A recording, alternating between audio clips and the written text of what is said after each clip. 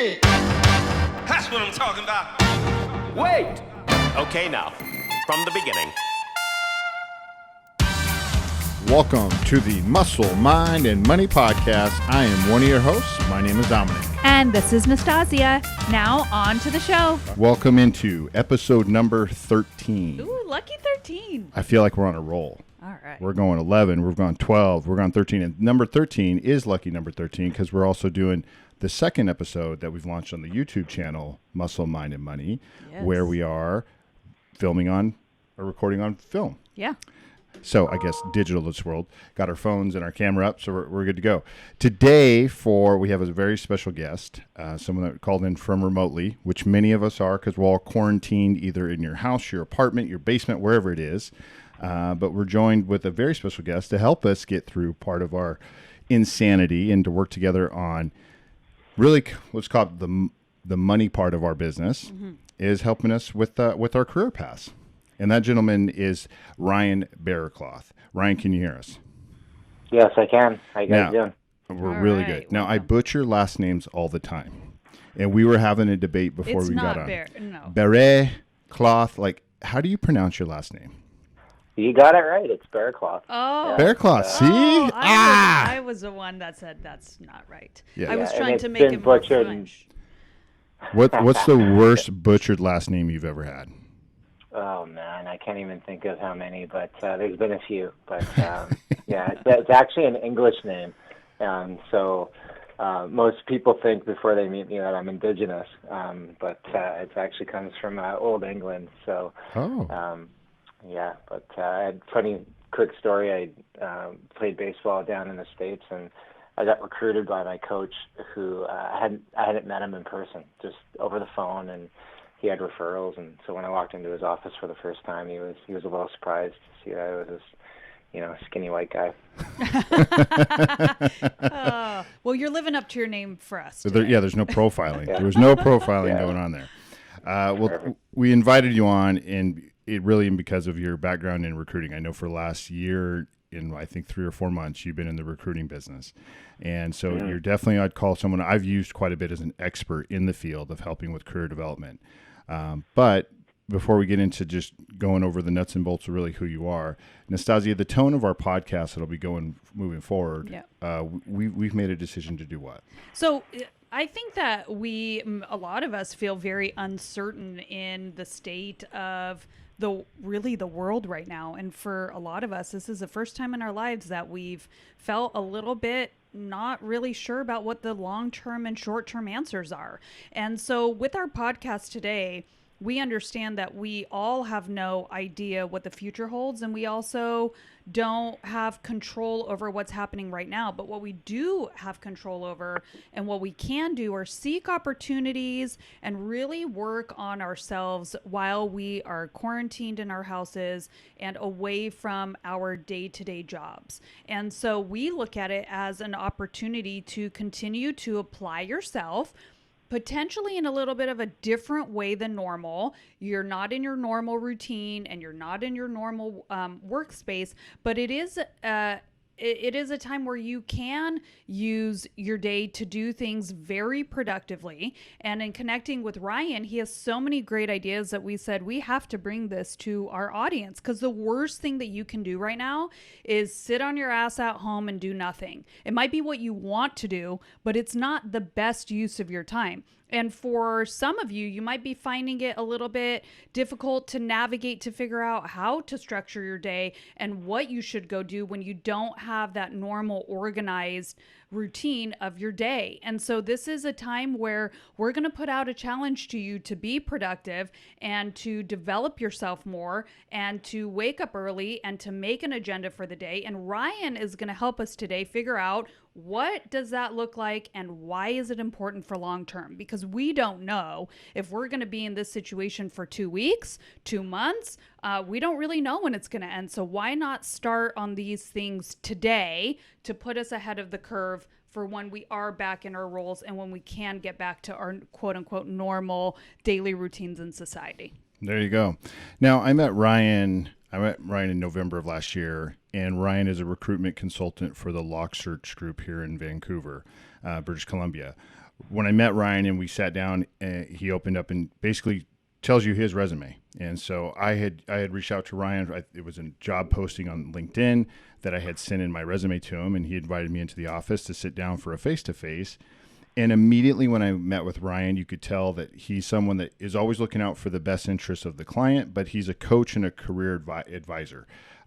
His background, though, when I sat down with him and to know a little bit, so more of an interview you interview me, I was fascinated to understand his background from when it came to confectionery business with Nestle's and Cadbury, and then also his previous experience in luxury brands, and then also with retail operations like in Walmart and formerly known as Zellers. And so I was blown away, and I'd asked him some of these questions that we'll go through this today, of what got you into the field and why recruiting. And it's the heart and soul of Ryan that really comes out when he's trying to help businesses find great talent, and great talent find new businesses and opportunities, even if that business and opportunity may be you going to start your own adventure. And I think that's a different world. And I had never personally worked with a recruiter up until meeting with Ryan. From my perspective as someone seeking different employment or looking for career opportunities, I had worked with recruiting firms, both Nastasia and I had, of hiring talent to bring in. Right. And I actually, as much as I thought I knew about recruiting and the recruitment of, and it may be true in some areas, I actually didn't know from the different side, from a candidate side, and then to learn more about it. And it's been really fascinating. And then throughout since November, we've stayed in contact, and I've used him as a resource when it comes to career opportunities. I bounce things off him. I give him ideas. He gives me back. And it's not this constant, hey, every day we're checking in and coaching, which I'm sure he'd be open to. It's just keep in contact. And that's part of the principles of what I've asked him to go through today on some of his career advice. But without further ado, would like to open up and kind of interview and kind of go through some things, Ryan, if you got time with us. Yeah, absolutely. Yeah, thanks for having me on. So, Ryan, why don't you tell us how you got into the field of being a recruiter? Because where your resume is very robust, but it didn't always start in recruiting. So how and why did you choose this as your career path? Yeah, I guess the how is interesting because I was very familiar with the recruiting industry for a number of years. I was fortunate enough to get hired right out of university. I graduated from UBC. I got hired by Cadbury, right when I graduated. So I was fortunate in that matter. And then I spent 8 years with them. And throughout those years, I got to know a couple of recruiters in the Lower Mainland, and Lock Search Group is certainly one of them. So I was always a candidate of Lock, and Lock placed me at Nestle 10 years prior to joining, and then I used Lock, the gentleman who was in my position before, to hire some folks along the way, and so I was always as a candidate and a client. Not for a second did I think about what would it be like on the other side of the desk, or maybe I should get into that, until somebody asked me. I got a call from one of the partners at Lock, and he said, "Hey, have you thought about getting into recruiting?" And I was like, "No, hadn't crossed my mind." So it's almost like you've been, playing a certain game your whole life, and then you haven't thought about being on the other side of the table or the other team. So once I started to wrap my head around it, at first I was really hesitant because it was a fundamental shift, and I had a great career in CPG, and I was treated very well. I worked for a great organization at the time, and so for me to make a career move like this, because it is fundamentally different, at first was a little daunting, and it was a little intimidating, and definitely some interesting chats at home with my wife. And but once I had wrapped my head around it, and really, I guess two things was the company Lock itself, the way they go to market, the way they treat candidates and clients was, it's a fundamental aspect of what the company has been doing for 40 years. And that attracted me to it because, there are various forms of recruiters out there, and there's a million different companies. But I really gravitated towards what Lock stood for and how they did their business day to day. And then as I kind of looked at it further and what it would take to, ideally be a great recruiter, it's more about, caring about people and their career development and understanding where they're at. I don't know why, but I've always had an interest in coaching and helping people. I had some fortunate roles along the way where I managed teams directly, and I really enjoyed doing that. When I was 13 years old, for some reason, I wanted to coach a 10-year-old baseball team, and it just, I think it's always been ingrained in me. So I've been able to kind of bring that into what I'm doing now, and it seems to be working a little bit. I'm only a year and a bit in, as you guys mentioned, but definitely lots to learn in this industry, but definitely glad I made the move. So, the why I made the move was, just a good time in my career to make a different, to take a risk and join a great organization with a great culture and see where it went. And now I'm here. So I have never spoke to a recruiter. You are my first recruiter today that we're talking. And I really didn't understand until Dominic had met you, until I got an overview of your guys' conversations about how this whole recruiting business actually works.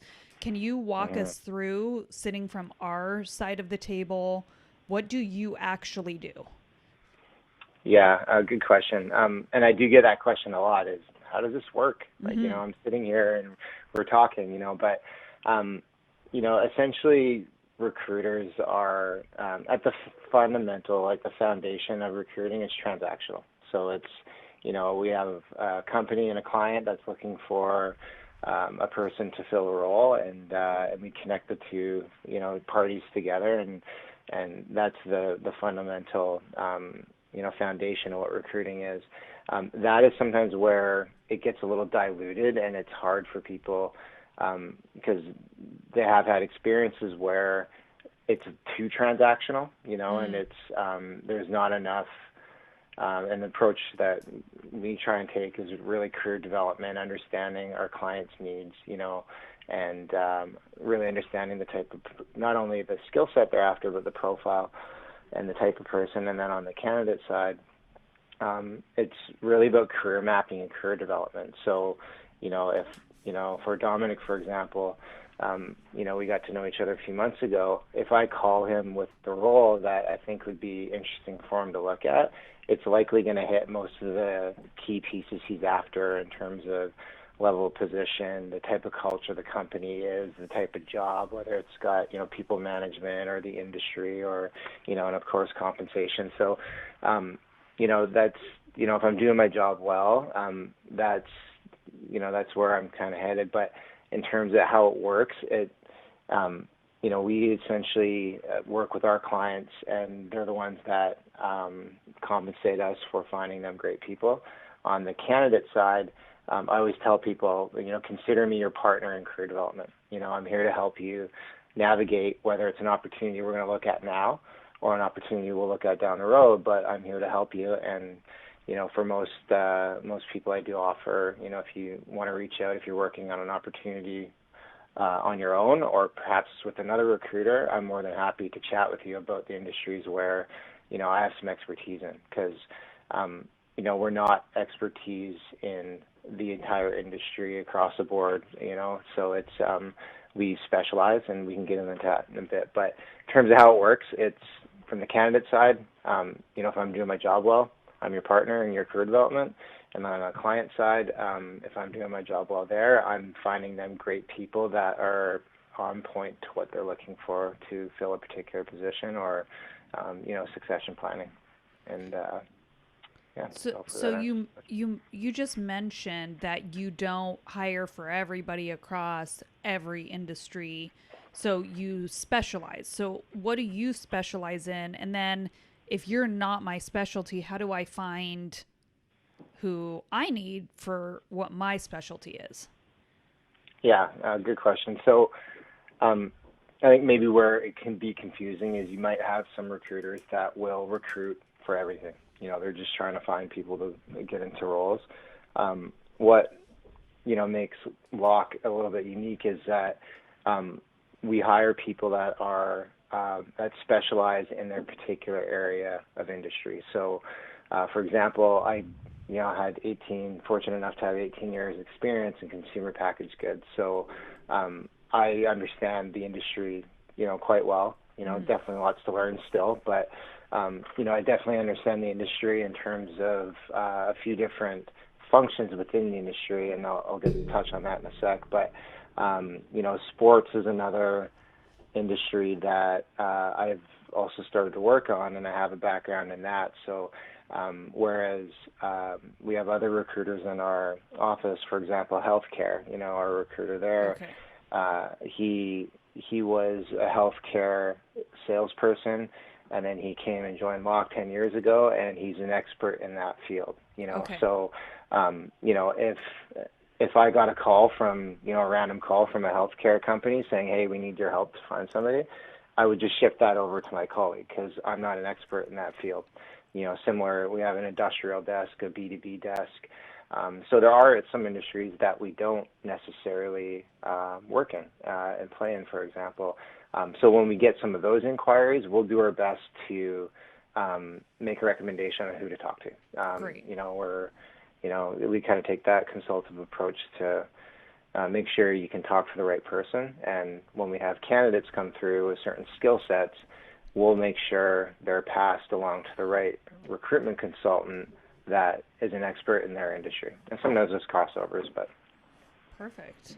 Yeah, and so I'll speak from experience, and so I wrote down something here that's, again, I'm learning all the time. There's various forms of recruiters and various forms of agencies. So just as Ryan's explaining how his business works and his philosophy works, that doesn't mean that every recruiter works the same way. And so at Locke Search, they specialize in certain industries and special recruiters to help find in that industries.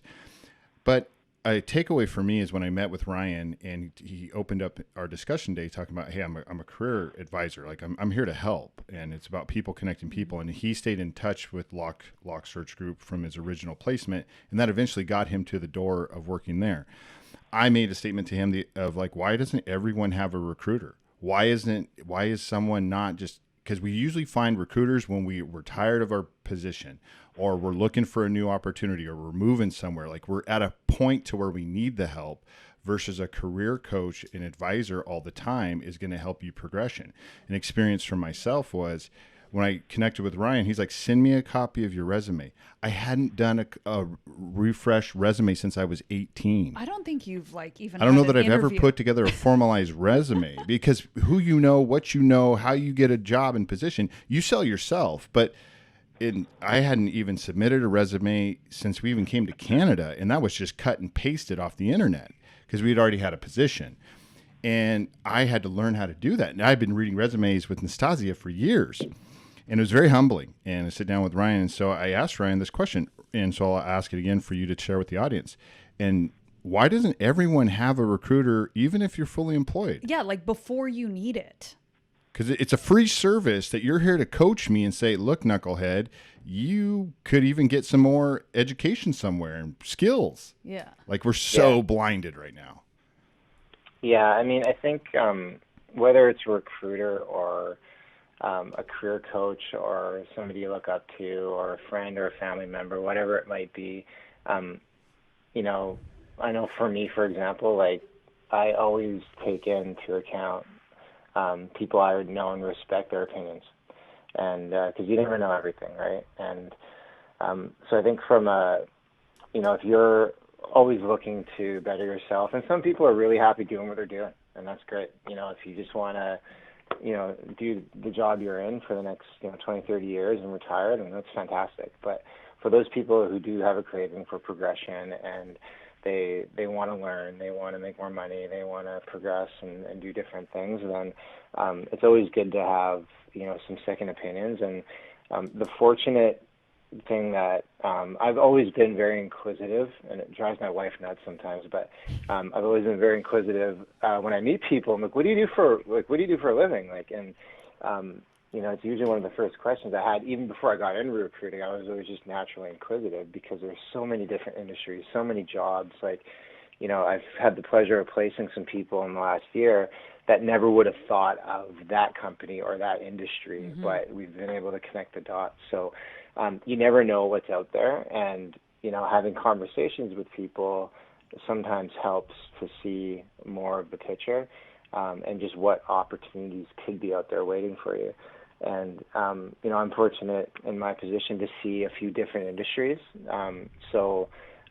Prior to coming and being, on this side of the desk, I understood the CPG industry and the sports industry quite well.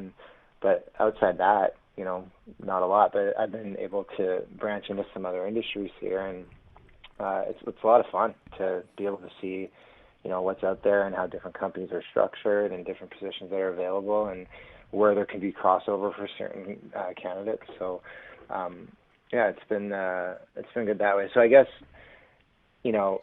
probably the tough thing for candidates is that, you talk to any recruiter and they're going to tell you that they're slammed all the time. Everyone's busy. Busy is a big catchword. But the desk is very fast-paced, and it doesn't matter what agency you might work for as a recruiter, or if you're individual contributor running your own shop. If you have roles and you're working with clients, it's very quick. You're on the phone all day. You're consistently talking, networking, scheduling. So to take the time to have those career development discussions with candidates, it's sometimes hard to do. I feel it's important, and I know Locke feels it's important because, it's one of the reasons why I joined. But you might not get that everywhere. There's some great firms out there. There's some great recruiters. But the time it takes to do the career development sometimes it's hard to get with certain folks. And I do my best, but I can't do it for everyone at the same time. So it is. Yeah, because I could imagine it's. So I would say my personal experience working with Ryan on a career development, or just an overview, looking at the resume, saying, hey, this is your current skill sets. This is the industries that are hiring right now. You could be a good fit for this sector. All of us want that. And it's great to have a third party opinion. If you go to your current employer and you're asking for a succession plan within your own role, it's going to be career driven within that company. But you may not realize your skill set could be transferable in automotive or in manufacturing or consumer product goods, and then it gives you opportunities to explore. So that is something I greatly appreciate. That why I would suggest everyone has a recruiter on speed dial, because they're going to give you kind of a state of the business. Right. Or say, you know what, you're really well placed, you're really well paid, don't quit your day job. Because that's that kind of candid feedback, because in our own minds, we're underpaid, we're overworked, and we can always do more. And even Ryan was very open with me at a conversation just a couple of weeks ago. I was asking about different tiers of pays and what people are worth or whatever. And he said, look, it all depends on your company. You could be CEO of Apple. You should make X versus CEO of your own candy company. I don't care what the title says. There's a whole difference of how things go, but we don't see it from our perspectives as I guess as the candidate. But difference. And he's working with companies, and companies are telling them, this is the talent we want to go find. Go give us the resumes with this. And companies plan ahead. So they're planning 3, 6, 9, 12 months ahead. We also want someone with this skill set for the future of our business. And so it's important. So my advice, and Nastasia agrees with me on this one, is get a recruiter, find it. And if your recruiter sucks, because they don't usually charge anything to pay to work with them, it's all pro bono. They work for the client of the company. Fire them. Yep. And find someone that does. It's a people-based business. If you don't trust the people you're working with, it's not going to work out. Yeah. I don't care who you are. Some questions that I'd like to go through with you, Ryan, is, so in the state of this pandemic we're in, how are you supporting your clients? So the companies that are still looking for talent, and then how are you supporting candidates that are, that have been out there in the career field as it is, but now we're kind of in a pause as society?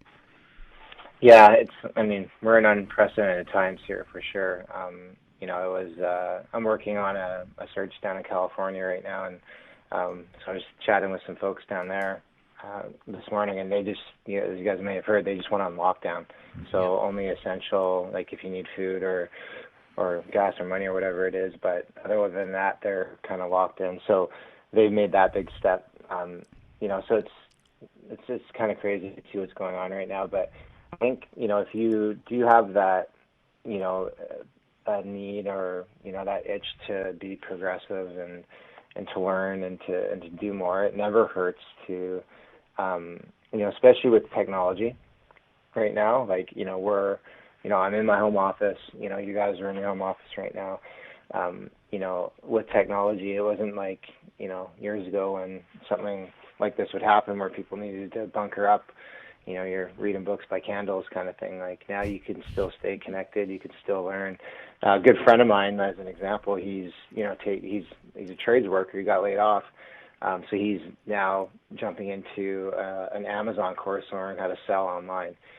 So that's, one example of somebody taking some initiative to better himself and to keep his brain rolling. But, I think depending on your industry, where your interests are, it never hurts to continue hustling. You need to take the time to rest and relax and recharge batteries. And, if you're moving 110 miles an hour all the time and you got a couple weeks now to just kind of kick back and chill, then great, take advantage. But, I think from a candidate point of view, especially for people on the open market, like keep reaching out, keep having conversations. Like, jobs and timing are getting pushed around now because no one knows what tomorrow's going to bring. But you just got to keep going. Like, the people that kind of sit back on their laurels a little bit likely won't put themselves in the best position possible to make a career move or to get that job or to do something interesting, when things do open back up. So, from a candidate point of view or just a personal, perspective, that's always my recommendation. It depends on your makeup, but never stop hustling, right? Take the time to relax and enjoy time with friends and family. But if there's opportunities to better yourself through technology or different ways, then by all means do it. And then from a client side, in terms of what's happening, I mean, things are getting pushed around a bit to, because most of our clients want to meet people in person, before they hire them, right? And, it's a natural way to do it. And but some are taking advantage of technology, so doing those final interviews over, Skype or some sort of WebEx interface and being able to, we're seeing that more and more these days, especially with companies getting a little more technically savvy. Regardless of what's happening now with our, with the pandemic. But, so we're just supporting our clients as best we can to let them know we're here for them and to make any adjustments they see fit, because each company is managing this a little differently. So, we're just doing what we can to support them, to everything within our ability and, making sure when they are ready to either re-engage or if they're still going on certain searches, then, we'll make it happen and we'll move quick for them. Something we covered before we got into our officially recording the podcast today, Nastasia had brought up a question just around, hey, during this downtime, if it's 2 weeks, 2 months, 2 years, who knows, does it really matter how people treat this time? I know you're saying rest and recover, but also go back to some of your quotes here. Don't stop working, network, keep hustling, like push through these times. And so I know you're trying to probably play on the side of, hey, I'm not telling everyone to keep grinding when you don't know what to grind on, but like it matters. It really does to potential employers, because there could be a time that you get asked, hey, how did you handle the 2 weeks of shutdown? And those are character questions. Yeah. So elaborate on your importance of, look, what you do in your downtime is equally important to what you do on your on time.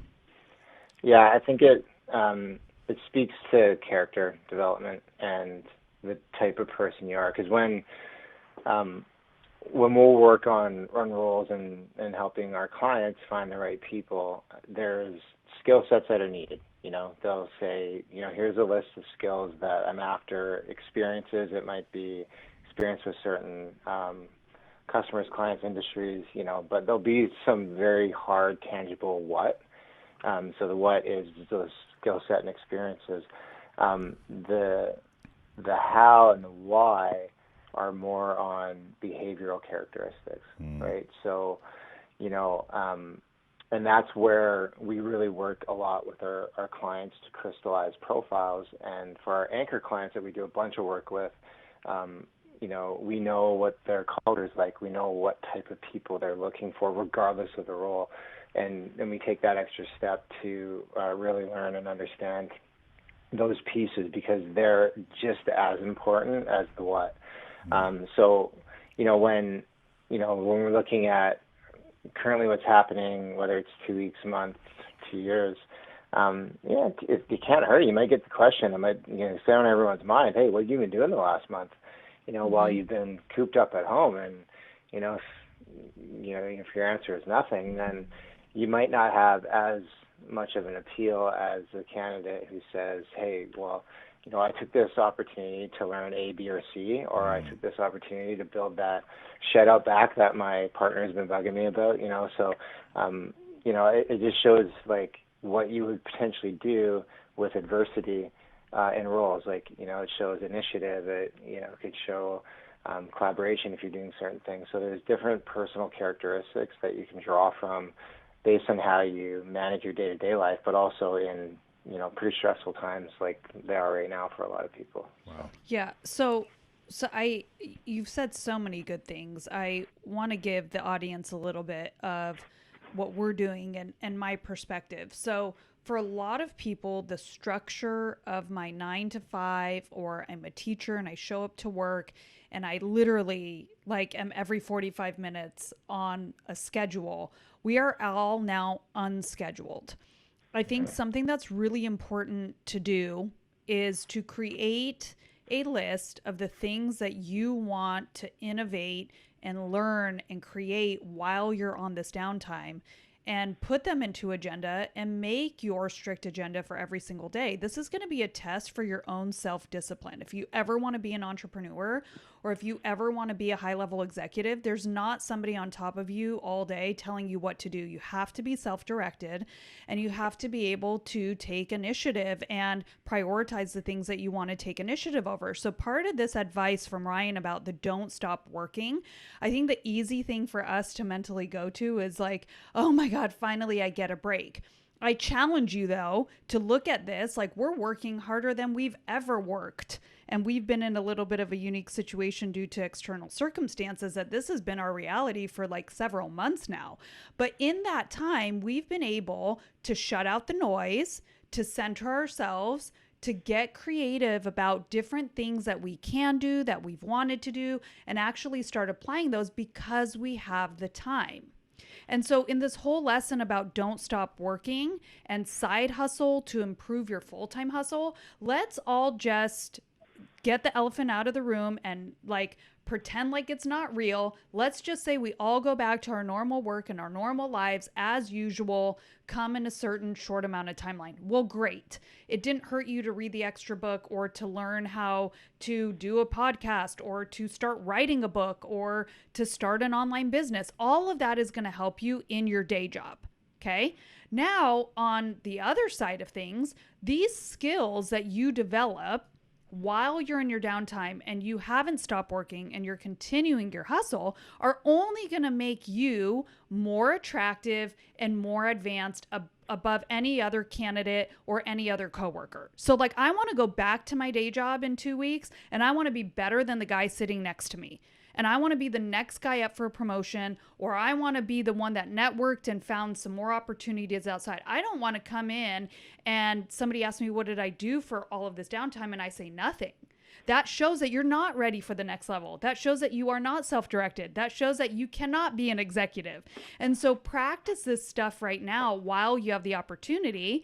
And you know what? That side hustle might end up being your full-time hustle, or that side hustle might bridge the gap of the finances that you potentially could be missing. Because I feel like that's a real thing we need to talk about. So in California, the restaurants close. You can't even get takeout anymore. So if you didn't know how to cook, you better figure out and learn how to do that real quick. But outside of that, look at the financial burden that it's going to put on a lot of people. So yeah, you might need to sit down to apply yourself to figure out how you're going to bridge the gap in your finances. And if you do that now, you can continue it as you move forward. But I think it's a really good test, and it's putting us in a position to say, hey, can I be that 1 degree of better every single day? And what I do now is going to matter as much, if not more, than what I was doing at work every single day. Right? I don't know where to go from here. That was really great. I mean, I almost think we should drop the mic and hang up the phone right now. Yeah, that was well said. That was really, really good. Because I know that's a passion of Nastasia's is just, look, it's around, because you triggered it with the character, Ryan. It's a character question. What you do does matter, even if it's not going to be something someone sees or knows about, but how you handle adversity like this. So if we take you through the last portion is, how do you foresee, so let's say this goes away whenever, but I even think this, because it's such a global pandemic, it's resetting the economy. When I say, and I'm not talking dollars and cents of what you got in the bank account, I'm just thinking from the work economy to what Nastasia talked about. Maybe I was a brick and mortar restaurant. Now I just only do takeout, or now interviews are done over Skype or Zoom versus something different. I don't know if companies have shared with you, because it's been just so fresh here in North America, but is there a different kind of economy you see after we're back to normal, safe sanctions, that we can go to work, and that people should be thinking about, because that's going to help drive that downtime to get them to leapfrog forward when the button gets turned back on? Hey, let's go back to daily lives. Yeah, I mean, it's so hard to say, but I think one thing I can say about my industry, and I guess my little bubble specifically, is I could see it changing some companies in the way of how they do work day to day. So we do have some clients that I would say are a little more traditional, where they need their people in the office, 9 to 5, kind of Monday to Friday. I think now that everyone's being forced to work from home, I was talking to a client earlier today, and they just finished setting up all their employees to be able to work from home, to log in securely to their network, and to be able to do that work from home. I think companies that have had that traditional thinking of like, hey, I need my people here all the time, to, okay, now I'm forced to have my workers work remotely. And for those companies that see productivity either increase or maintain, it might change the way they go to market down the road. They might be a little more open and flexible to remote workers, because some companies do miss out on talent because they have restrictions on geographic areas. So that's one thing I'm waiting to see. I don't know if it will, but that I could certainly see shifting and adjusting, based on the next few weeks here. Yeah, so that's even more motivation. If you love being home and working in your slippers and getting a workout in the middle of the day out in the park, like, do a good job while you have the opportunity to shine right now working from home, and you might earn the right to be able to turn that into a semi-normal thing. Yeah, but it requires a different skill set. Yeah. And different distractions, because geography, when you're at the gym, when you're at work, when you're at something, that's everything you see is work, or everything you see is, a workout environment. Wherever at home, you got everything from YouTube to your laundry to absolutely distract you. And so, to the point of how we work, efficiency and project management of getting shit done, it really, really matters. Yeah. That's a great perspective, especially from your eyes. And I know our perspectives and everything will sort itself out to where it'll truly tell us. But back to just some things that I'll wrap up with Ryan. And, it's they're his points, not mine, is don't stop working. Network. Side hustle is right there with the don't stop working of just, if anything right now, if you're a baker, start baking and filming YouTube channels of it. If that's what you just love to do and you think you should start selling cookies one day, do it. Because the networking that connects with that, or the people you find, if I make a connection today, Ryan and I connect today, we may do zero business or have any relationship except for just cookies, but 6 months or 6 years or whatever, he may own the biggest cookie company in the world. Totally. And he's hiring me. You guys, this life is all about who you know and who you're connected with. And like on a genuine level, not because I need you, but because I'm a good human. You're a good human. You're willing to teach me. I'm willing to help you. And that's how you excel in anything that you do in this life. It's all about your connection with people. And so, I don't know, take this time to network and get out of your own industry. I think that that's a lot of our learnings, is that there was an element at one point that I thought the only thing I could do was work in fitness and be a fitness lady. Like, I know the business upside Lady. down, fitness lady. I know the business upside down and inside out, doing it for so many years. And that was something that you really realized when you connected with Ryan, that you're like, oh shit, I can do more than fitness. I have these skill sets. I have a personality. I have certain things that really work well in this industry. So whether you're like trying to get a new job or not, it's not about that. We're just saying this life is all about who you know, and in a genuine, caring connection of not, I have this ultimatum in my back pocket and a reason, but just like get connected with good people, because good people like to take care of other good people. Yeah, especially in time of humanity where people should Yeah. like this bond together out of what's the greater good, Yeah. not out of self-greed. Ryan, how can people contact you? What's the easiest way? LinkedIn, social, email? Like, what's your best form of connection? Yeah, I'd say LinkedIn's probably the best way. It'd be the easiest to find me, and my contact info is on LinkedIn. So Okay. my office number and my email address are on there. So yeah, you can shoot me a note through LinkedIn, or send an email direct via that info, or just give me a buzz. And we have quite a few subscribers in the U.S. and also primarily here in Vancouver. That's regional. If I'm a listener in the U.S., should I connect with you still too? Can I work globally with you, or should I be regional? Yeah, absolutely. I've done searches down in the U.S. and currently working on a couple right now. So we kind of vertically align, at Locke. So being in BC, I take care of the West Coast states in terms of any business down there for us. So absolutely, yeah, we're no borders closed here. So. No borders. That's right. There's no yeah, there's no borders. No borders closed digital. And where Yeah, digitally, I'll give this plug for Ryan, because I know we're all humble and hungry, but Ryan's also someone that is, what he's ever asked of me is, he goes, look, I'll find you, if something else comes across my desk that someone else is working on, I'm going to throw your resume over there. And so putting yourself out there in a pool, there's LinkedIn, there's job searches from Indeed. There's a lot of great places to go look for work, but there's also a lot of upcoming jobs that aren't posted yet. And they need to know the inside source of who's could be relocatable and skill sets you're working on. So the advantage of working with a recruiter all the time and just staying in a constant contact, it is, think of like your high school guidance counselor. That's or what I was is thinking just right they're when there we to said that. help. Yeah. They're there to help the right people. I don't know for the jerks or whatever that aren't. But those are different, because I can only speak to what I do know. And I do know personally working with someone like Ryan in that kind of industry, that kind of company he's working with, is the right thing for anyone I would endorse. So as we wrap up today, I think I'll kind of close us out.